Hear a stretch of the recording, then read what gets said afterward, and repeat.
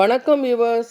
பண்டிகைகளின் வரிசையில் மாசியும் பங்குனியும் கூடும் நேரத்தில் கடைபிடிக்கப்படும் காரடையான் நோன்பு என்ற பண்டிகையை பற்றி தெரிந்து கொள்வோமா? வாருங்கள். கணவன் ஆயுள் அதிகரிக்க மகத்தான விரதம் இது. சத்தியவானின் உயிரை சாவித்திரி எப்படி மீட்டார் என்பது பற்றியது. சத்தியவானின் உயிரை யமனிடமிருந்து மீட்ட சாவித்திரியை நினைத்து பெண்கள் மேற்கொள்ளும் மிகவும் மகத்தான விரதம்தான் காரடையான் நோன்பு. திருமணமான பெண்கள் கணவனின் ஆயுள் அதிகரிக்க வேண்டும் என்றும், திருமணமாகாத இளம் பெண்கள் நல்ல கணவன் அமைய வேண்டும் என்றும் சாவித்திரியை நினைத்து விரதம் இருக்கின்றனர். காரடையான் நோன்பு சத்தியவானின் உயிரை யமனிடமிருந்து மீட்ட சாவித்திரியை நினைத்து அனுஷ்டிக்கப்படும் விரதமாகும்.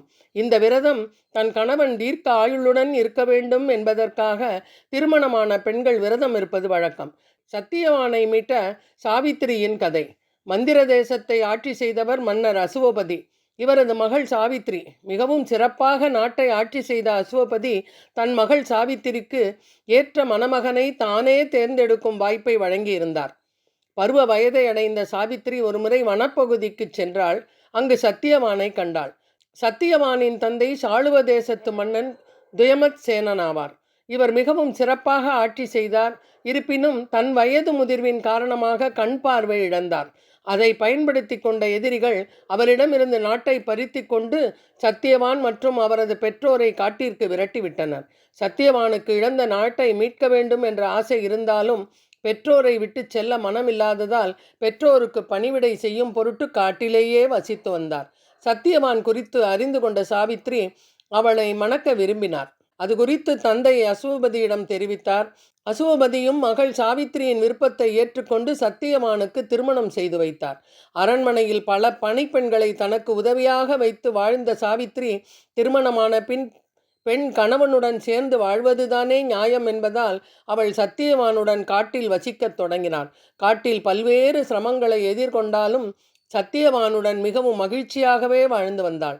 கணவனின் ஆயுள் காக்கும் பாக்கியத்திற்காக பல்வேறு விரதங்களை கடைபிடித்து வந்தார். இருப்பினும் விதி யாரை விட்டது? ஒரு முறை சத்தியவான் சாவித்திரி இருவரும் காட்டிற்கு விறகுகளை சேகரித்து வரச் சென்றனர். நண்பகல் நேரம் என்பதால் வேலைக்கு நடுவே மிகவும் களைப்பாக இருப்பதால் சிறிது நேரம் மரத்தின் அடியில் அமர்ந்து ஓய்வு எடுத்தனர். சத்தியவானின் ஜாதகப்படி ஆயுள் குறைவு என்பதால் யமதர்மன் தன் வேலையை செய்ய வந்தான். சாவித்திரியின் மடியில் தலை வைத்து ஓய்வெடுத்து கொண்டிருந்த சத்தியவானின் உயிரை யமதர்மன் பறித்து சென்றான். சாவித்திரி தனது கற்பு திறத்தால் யமதர்மன் வருவதை அறிந்து கொண்டாள். சத்தியவானின் உடலை தரையில் கிடத்திவிட்டு யமதர்மனை பின்தொடர்ந்தாள். இதை கண்டு அதிர்ந்த யமன் திரும்பி போய்விடு என சாவித்திரியை எச்சரித்தார். ஆனால் அவர் எதிர்பாராத வகையில் யமனின் காலில் விழுந்தாள் சாவித்திரி. ஒரு பெண் தன் காலில் விழுந்ததும் பெண் என்ற அளவில் அவளுக்கு தீர்க்க சுமங்கலி பவ என வாழ்த்திவிட்டார். யமன் வாழ்த்திய பிறகுதான் புரிந்தது உயிரை பறித்து கொண்டு வரும் சத்தியவானின் மனைவி அவள் என்று. உடனே சாவித்திரி, நீங்கள் வாழ்த்தியது உண்மையானால் அதன்படி வாழ எனக்கு அருள் புரியுங்கள்.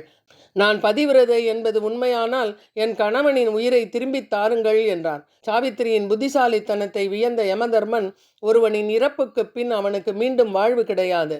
அதனால் உனக்கு வேறு ஏதேனும் வரங்களை கேள் என்றார்.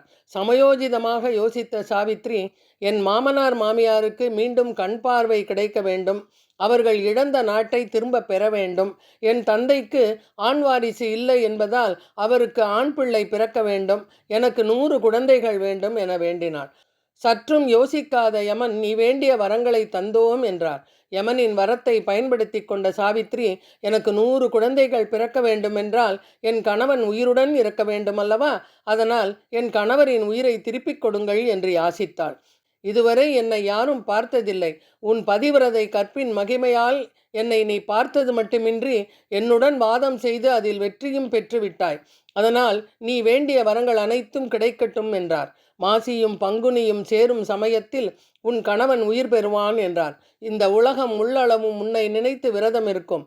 பெண்களுக்கு உன்னை போல நீண்ட ஆயுள் கொண்ட கணவன் கிடைத்து தம்பதியர் மனமுத்து நீடூழி வாழ்வார்கள் என்று அருள் புரிந்து அங்கிருந்து மறைந்தார்.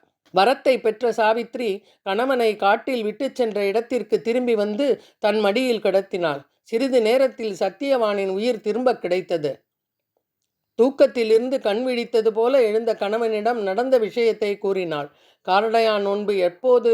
தன் கணவனின் உயிரை பறித்துச் சென்ற யமனுடன் வாதாடி கணவனின் உயிரை மீட்ட சாவித்திரியின் பதிவிரதத்தை போற்றும் விதமாக ஒவ்வொரு ஆண்டும் மாசி மற்றும் பங்குனி மாதம் சேரும் நன்னாளில் இந்த காரடையான் நோன்பு பெண்கள் அனுஷ்டித்து வருகின்றனர். இந்த விரதத்தை கடைபிடிப்பதால் சத்தியவானை போல நீடூடி வாழ்ந்து தன் கணவன் நீண்ட மாங்கல்ய பாக்கியத்தை அருள வேண்டும் என பெண்கள் விரதத்தை கடைபிடிக்கின்றனர்.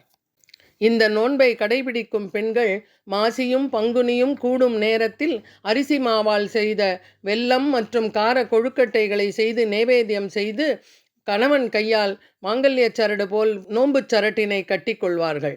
கணவரின் நீண்ட ஆயுளுக்காக வேண்டி விரதம் இருந்து செய்யும் இந்த நோன்பு மிகவும் மகத்தானதாகும். உருகாத வெண்ணையும் ஓரடையும் நான் உனக்கு தருவேன், நீ என் கணவரின் ஆயுளை கூட்டி மாங்கல்ய பாக்கியம் தர வேண்டும் என்று வேண்டிக் கொள்வார்கள்.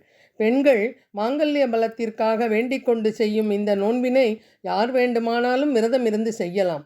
அனைவரும் அம்பாளின் அருளை பெறுவோமாக. இந்த காரடையான் நோன்பு மகிமையை நமக்கு எழுதி அனுப்பியவர் திருமதி ரமா குருமூர்த்தி அவர்கள். Thank you ma'am. நன்றி, வணக்கம்.